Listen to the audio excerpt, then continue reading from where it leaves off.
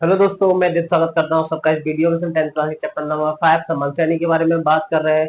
अब तक हम 5.2 एक्सरसाइज 5.1 5.2 और 5.3 के क्वेश्चन नंबर 10 तक हल कर चुके हैं। कल हमने 4 से लेकर 10 तक का अध्ययन किया था। आई होप आप लोगों को सबको समझ में आया होगा।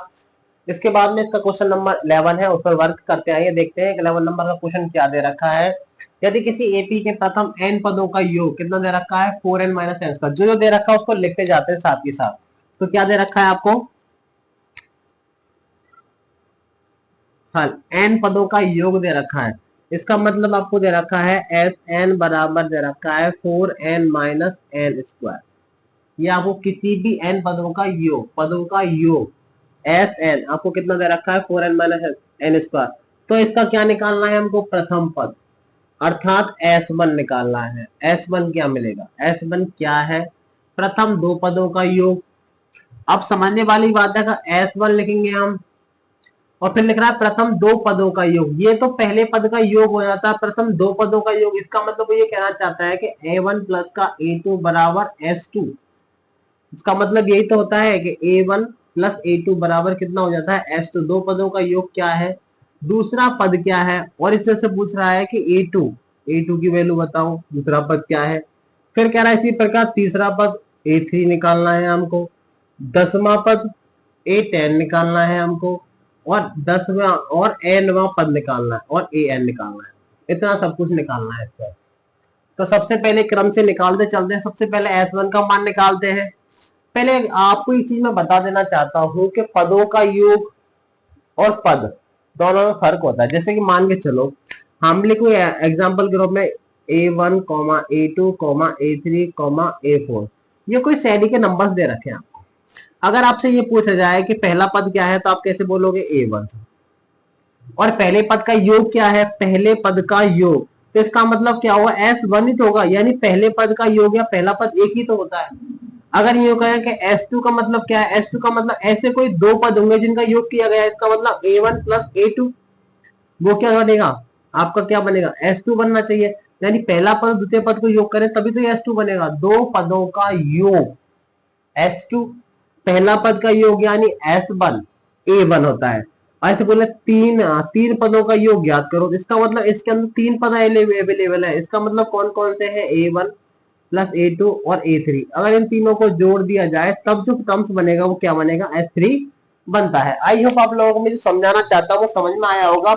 मेरा कहने का मतलब ये है, पद क्या होते हैं और पदों का योग क्या होता है, दोनों में डिफरेंस होता है।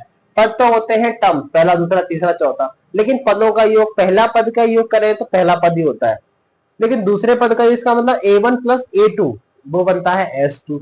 बोलते हैं तीसरा पद, तीन पदों का योग, इसका मतलब S A one plus A two plus A three, तीनों का योग जब जाके क्या बनेगा, आपका एस थ्री बनता है। अब क्वेश्चन पर आ जाते हैं, क्या क्या निकालना है वो हमने समझ लिया है, तो समझते चलते हैं और निकालते चलते हैं। तो देखिए सबसे पहले एस दे रखा है, इसका प्रथम पद यानी अर्थात एस वन क्या है। तो मैं लिखूं n is equal to one put करने पर, n is equal to one रखने पर, n is equal to one यहां रखेंगे तो क्या आएगा, एस वन। तो बराबर हो जाएगा 4 × 1 - 1 का स्क्वायर। तो एस वन बराबर कितना हो जाएगा, 4 माइनस का वन, 4 माइनस का वन इज इक्वल टू कितना हो जाएगा, 3। इसका मतलब क्या हो जाएगा, एस वन, मैंने अभी अभी बताया है कि जो एस वन होता है वही तुम्हारा क्या होता है, ए वन होता है। पहले पद का योग या पहला पद एक ही बात होती है। इसका एस वन ज्ञात कीजिए, तो हमारे पास में एस वन की वैल्यू कितनी आ गई, 3। तो इसका मतलब इसको मैं S one is equal to a one is equal to कितना लिख सकता हूँ, 3 लिख सकते हैं। पहला टर्म कंप्लीट हो जाता है हमारा, यानी प्रथम पद हमारा कितना आ चुका है, 3 आ चुका है। प्रथम पद का योग हमारा एस वन कितना आ चुका है, 3 आ चुका है। फिर से पूछा प्रथम दो पदों का योग। अब एन इक्वल टू टू रख दो, एन इक्वल टू टू रखने पर, रखते हैं तो कितना हो जाएगा, एस टू क्या रखेंगे, इज इक्वल टू 4 × 2 - 2 का स्क्वायर। आगे देखिए,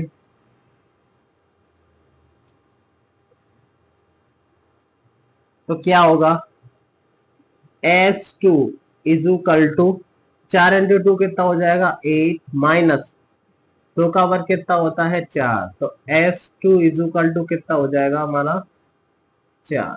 8 में से 4 जाते हैं तो क्या हो जाता है 4। दो पदों का योग हमने निकाल दिया, प्रथम दो पदों का योग। S2 का मतलब एक्चुअल में इसका मतलब इसका मतलब ये होता है, इसको आप ऐसे ही लिख सकते हैं या करके A1 यानी A1 प्लस A2 बराबर कितना हो जाएगा 4। दो पदों का योग वही तो कहलाएगा S2, तो यही तुम्हारा क्या निकल के आ जाता है, दो पदों का योग। उसने पूछा प्रथम दो पदों का योग क्या है, तो कितना है दो पदों का योग, तो मैंने या करके लिख दिया है या, यानी S2 को हम A1 प्लस A2 भी दिखा सकते हैं, यही तुम्हारा क्या होता है S2 होता है।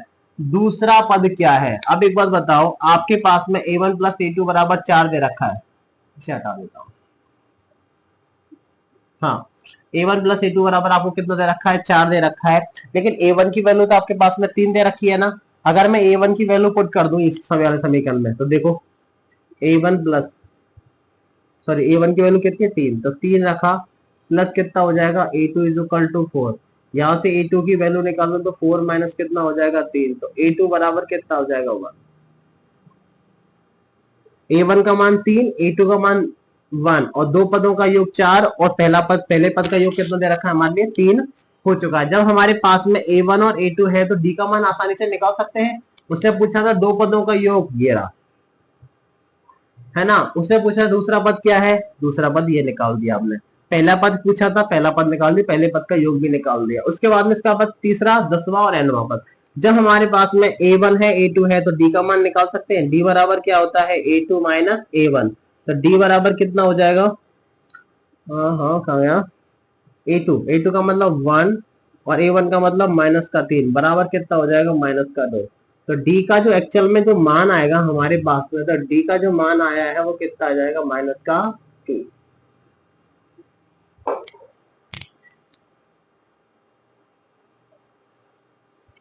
डी का मान हमारे पास में कितना आया है -2।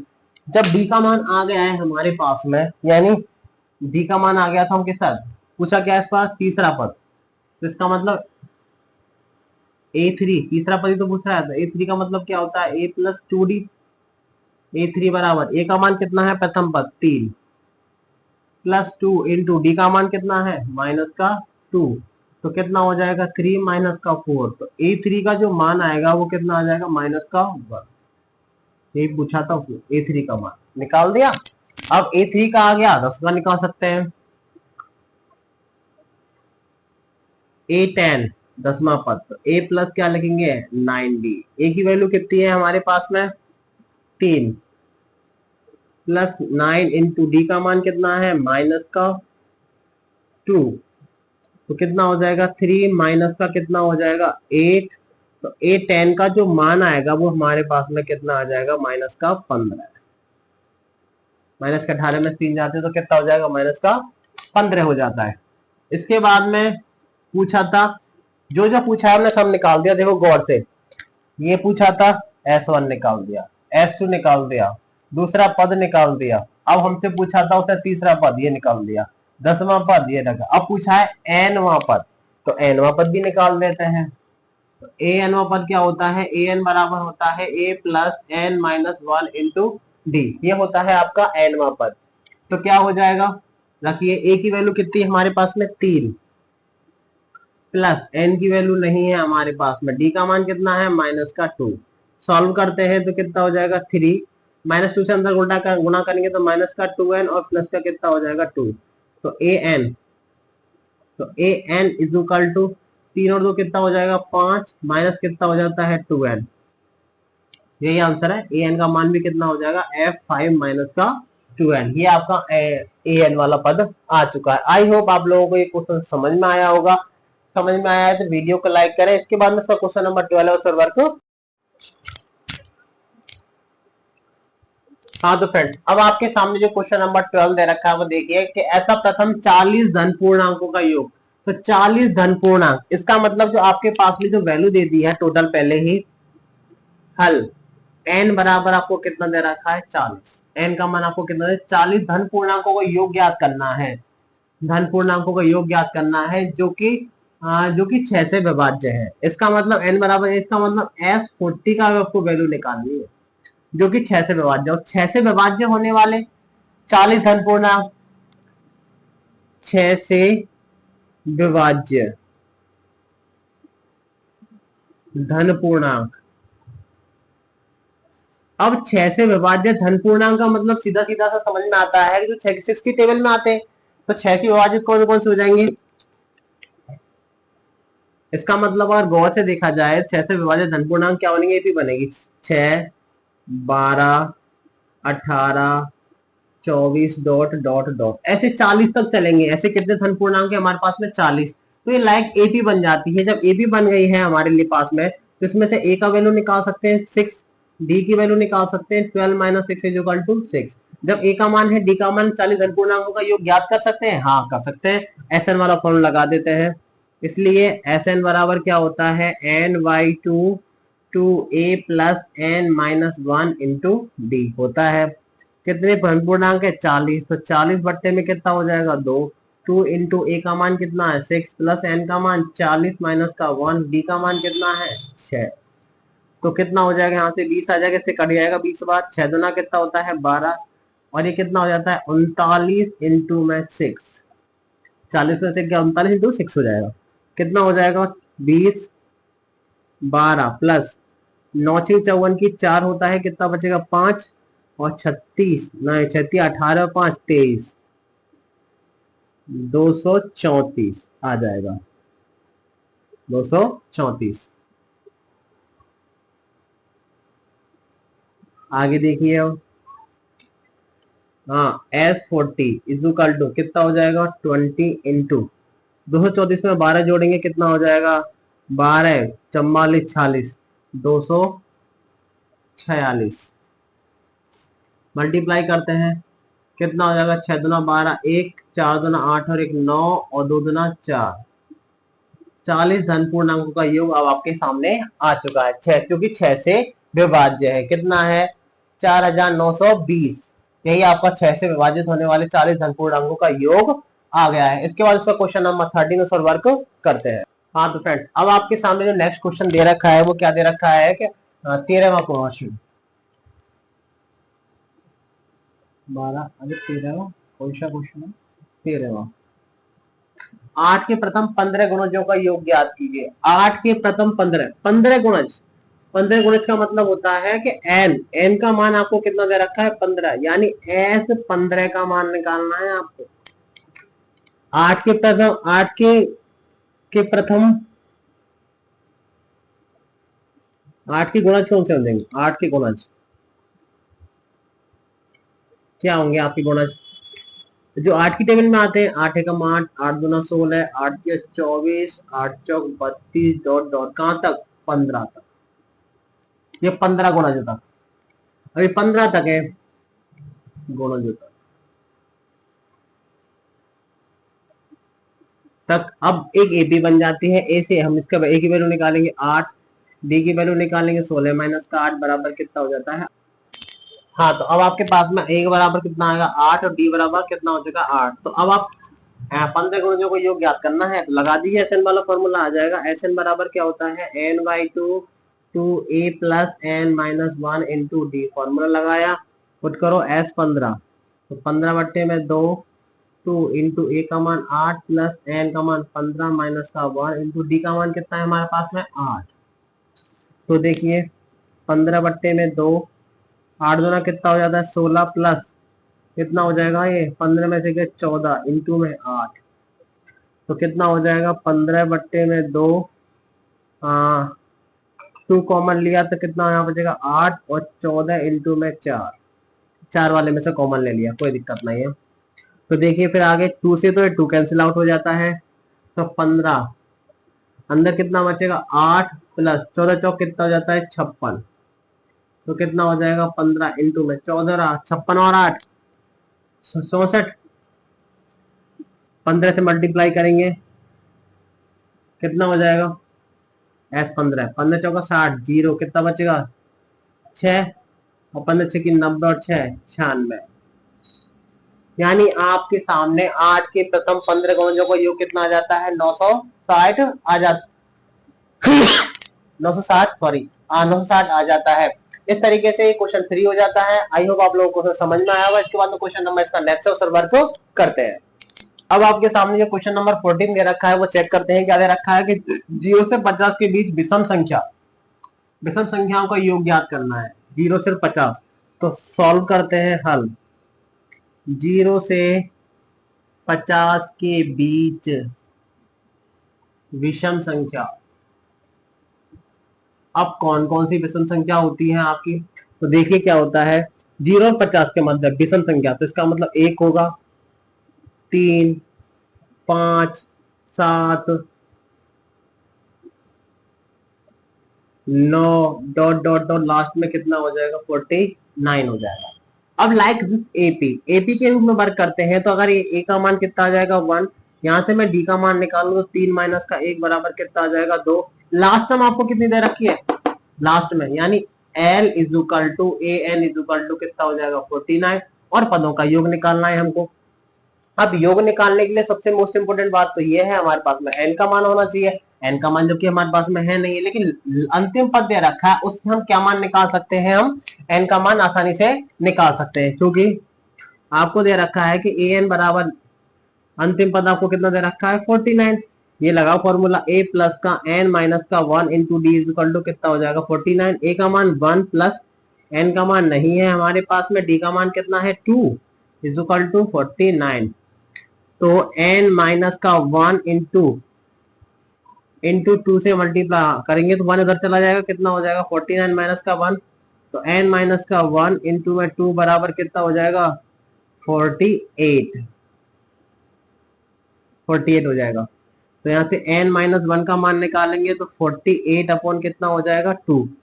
तो देखिए n माइनस 1 की जो वैल्यू आएगी हमारे पास 24, यानी अगर 2 से डिवाइड करते हैं तो 2 दूना 4, 2 चौके 8, 24 बार डिवाइड। n की वैल्यू निकालेंगे तो 24 प्लस 1, तो n बराबर कितना हो जाएगा 25।